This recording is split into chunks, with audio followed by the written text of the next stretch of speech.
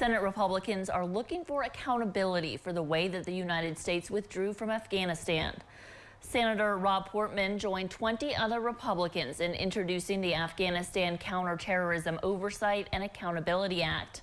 This establishes a State Department task force that will focus on the evacuation of American citizens and people with Afghan special immigrant visas who are still stuck in the country, plus develop counterterrorism strategies for the U.S.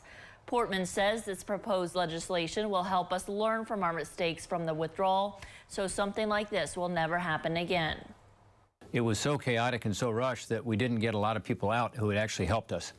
In fact, most people who had helped us as a driver, say, or an interpreter, who were fighting side by side with us, ended up not getting out.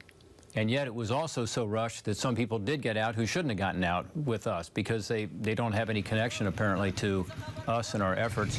They weren't connected with the NATO allies. They weren't connected to the United Nations. And yet there are now people who are called parolees, many of which are in our country.